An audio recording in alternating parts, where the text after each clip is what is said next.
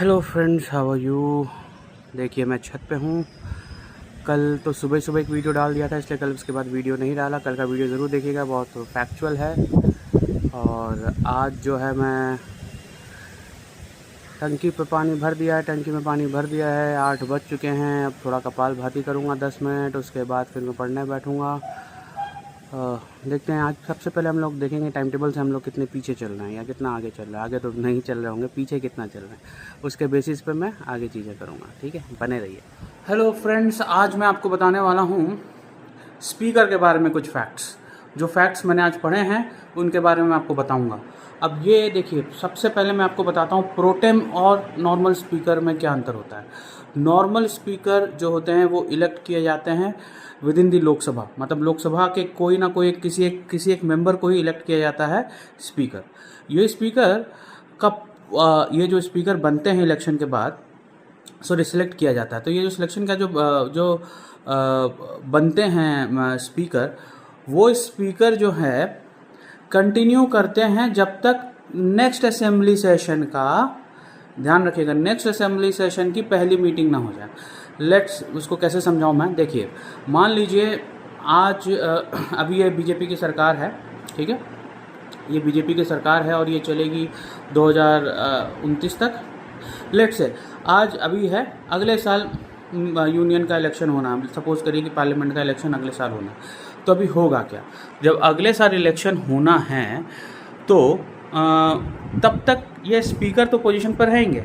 अब एक समय आएगा, let's say next year 1 Feb को पार्लियामेंट डिज़ोल्व हो गई। डिज़ोल्व होने का सारे एमपीज़ डिज़ोल्यूशन का मतलब है कि सारे एमपीज़ अपने पद से इस्तीफ़ा दे दिए। बट ये जो स्पीकर हैं अभी वो कंटिन्यू करेंगे, है ना, वो कंटिन्यू करेंगे टिल नई सरकार बने और नई सरकार का पहला टर्म, पहला सिटिंग हो, तब तक वो कंटिन्यू करेंगे। पहला सिटिंग में वो कंटिन्यू नहीं करते, लेकिन वो स्पीकर तब तक रहेंगे जब तक नई सरकार की पहली सिटिंग ना हो जाए, है ना, तब तक वो कंटिन्यू करेंगे। तो ये स्पीकर रहते हैं। लेकिन जब नई सरकार बनी और नई सरकार के मिनिस्टर को ओथ दिलाना हुआ, तब ये वाले स्पीकर जो अभी भी कंटिन्यू कर रहे हैं इस पोस्ट पे, वो नहीं चलते हैं। उसके लिए एक नया प्रोविज़न है, वो कॉन्स्टिट्यूशन में नहीं मेंशन है, बट एक नया प्रोविज़न है जिसके हिसाब से क्या होता है कि जो सीनियर मोस्ट एमपीज़ होते हैं, जो मान लीजिए 543 सीट्स में एमपीज़ हुए, उसमें से जो सबसे उम्र दराज हुए या फिर एक्सपीरियंस हुए, ऑफ कोर्स जो उम्र दराज होंगे वो एक्सपीरियंस भी होंगे ही, तो उनको वो लोग इलेक्ट करते हैं और फिर वो प्रोटेम स्पीकर बनते हैं। पुराने वाले स्पीकर कंटिन्यू नहीं करते हैं, वो प्रोटेम स्पीकर बनते हैं। और इस प्रोटेम स्पीकर का काम सिर्फ ये होता है कि ये ओथ दिलवाने में मदद करते हैं। ठीक है, ये ओथ दिलवाते हैं नए एमपीज़ के, प्रधानमंत्री नए एमपीज़ के ओथ को एडमिनिस्टर करते हैं। ठीक है, एडमिनिस्टर करते हैं। तो ये एक चीज़ है। तो ये रहा अंतर प्रोटेम और नॉर्मल स्पीकर के बारे में, है ना। अभी एक इंटरेस्टिंग बात मैं आपको बताऊंगा कि सिंपल मेजॉरिटी और इफेक्टिव मेजॉरिटी क्या होती है। ठीक है, ये इसलिए बता रहा हूँ क्योंकि ये जो स्पीकर जो के बारे में वो उनसे रिलेटेड है। क्या होता है कि अभी मान लीजिए 543 सीट्स हैं, ठीक है। अब आज कोई बिल पास होना है सिंपल मेजॉरिटी से, तो उसमें आज मान लीजिए 543 में से मान लीजिए 200 आदमी एब्सेंट हो गए, है ना, और 243 लोग हैं। हाँ, तो ये सिंपल मेजॉरिटी में जितने भी प्रेजेंट हैं उतना वोट करेंगे और 50% ज़्यादा, 243 में से 50% से ज़्यादा लोगों ने अगर वोट कर दिया तो वो बिल पास हो जाएगा। राइट, ये ध्यान रखिएगा। हो सकता है कि आज 543 एमपीज़ हैं, बट आज एक बिल पास होना है जिसके लिए क्या किया कि लेट से 300 के 300 एमपी एब्सटेंड कर गए, आज एब्सेंट हो गए लोकसभा से, है ना। बचे कितने, 143। तो इसमें 75 से ज़्यादा वोट अगर और 80 वोट्स के आसपास अगर मिल जाए जिस बिल के फेवर में, वो बिल पास हो जाएगा सिंपल मेजॉरिटी से, समझे। तो यानी सिंपल मेजॉरिटी बोलता है कि जितने मेंबर उस वक्त प्रेजेंट हैं और वोटिंग कर रहे हैं उसमें से 50% से ज़्यादा वोट मिलना चाहिए उस बिल के फेवर में, तो बिल पास हो जाएगा। इफेक्टिव मेजॉरिटी क्या होती है? इफेक्टिव मेजॉरिटी होती है कि लेट से 543 एमपीज़ हैं, ठीक है। 543 में से मान लीजिए कि 3 एमपीज़ किसी कारणवश वो 3 सीट्स खाली हो गई, लेट से कोई एग्जिस्टिंग एमपी का देहांत हो गया, ही पास्ड अवे, कोई किसी और कारण से वो उस सीट पे नहीं आ पा रहा है, 2 जगह बाई इलेक्शन होने हैं, तो इस हिसाब से 3 सीटें खाली हैं। 543 सीट्स हैं, 543 एमपीज़ होने चाहिए, लेकिन 3 एमपीज़ अभी तक नहीं आए हैं। तो इफेक्टिव कितनी हो गई? 540। इफेक्टिव सीट्स अभी कितनी है? 540। मतलब अभी 540 एमपीज़ है इन रेगुलर प्रैक्टिस। आज कोई एक ऐसा बिल पास होना है या कोई ऐसा रिजोल्यूशन पास होना है जिसमें ये इफेक्टिव मेजॉरिटी की ज़रूरत पड़े, तो 540 के 50% प्लस चाहिए। जैसे 540 का 50 कितना हो गया? 275, 250, 500, 265, 20, 275, 40, 270।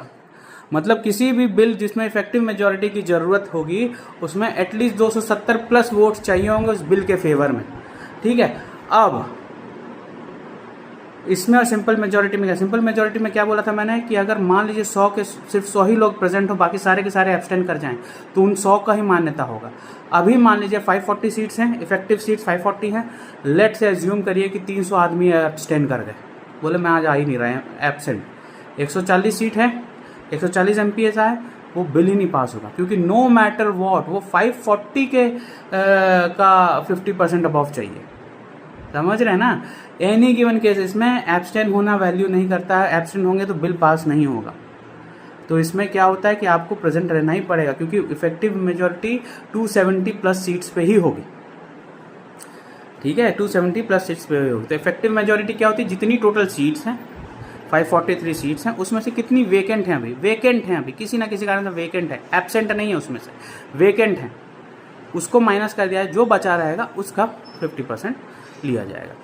तो अब ये देखिए इफेक्टिव मेजॉरिटी का क्यों मैं बता रहा था, क्योंकि अगर किसी भी कभी भी स्पीकर को हटाना है, डिप्यूटी स्पीकर को हटाना है, deputy chairman of the Rajya Sabha को हटाना है, तो ये प्रोसेस में इफेक्टिव मेजॉरिटी की ज़रूरत पड़ती है ना? तो इसमें इफेक्टिव मेजॉरिटी ही काम आता है। तो स्पीकर को हटाने के लिए इफेक्टिव मेजॉरिटी की ज़रूरत होती है, और अगर स्पीकर रिज़ाइन करना चाहे तो डिप्यूटी स्पीकर को अपना रेजिग्नेशन दे सकता है। ठीक है, ये एक चीज़ इंपॉर्टेंट है। वोटिंग राइट्स क्या होते हैं स्पीकर्स के? वोटिंग राइट्स स्पीकर के उतने ही होते हैं भाई साहब, ध्यान रखिएगा। अगर कोई बिल पास होना है, मान लीजिए आज कोई बिल पास होना है, चूंकि he is also part of the same Lok Sabha, अगर आज कोई बिल पास होना है तो वो फर्स्ट वोट नहीं करेगा जब तक वो वोट टाई, अगर टाई हो जाता है, अगर वो बिल पास होने में दोनों साइड से वोटिंग हो रही है और वोट टाई हो गया, तब उस टाई के कंडीशन में ये अपना कास्टिंग वोट कर सकते हैं। इसको बोलते हैं casting vote right of speaker. मतलब तभी वो वोट कास्ट कर सकते हैं अगर टाई हो गया, सिचुएशन टाई हो गई। ठीक है, अगर मान लीजिए 100 वोट दोनों साइड पड़ गए, 101, अब टाई होने के बाद अगर एक टाई हो गई है, अब उसको सिंपल मेजोरिटी से पास करना है या किसी भी मेजोरिटी से पास करना है। लेट्स अज्यूम सिंपली कि कोई भी बिल पास करना है, टाई हो गया है, टाई के सिचुएशन में एकदम लास्ट में फिर स्पीकर वोट करता है। और अगर मान लीजिए सिचुएशन ऐसा रहा कि टाई की ज़रूरत ही नहीं पड़ी और ऐसे ही बिल पास हो गया, तब स्पीकर को वोटिंग की ज़रूरत नहीं पड़ती, वोटिंग तब तक वो नहीं करता। पहली चीज़। दूसरी चीज़, अगर उसको हटाने की बात चल रही है और उस चीज़ को लेकर के वोटिंग हो रहा है, उसके इम्पीचमेंट या उसको हटाने के लिए वोटिंग हो रहा है, तब ध्यान रखिएगा उस केस में स्पीकर सबसे पहले वोट करता है, उसमें उसको टाई होने की ज़रूरत रुकने नहीं पड़ेगा।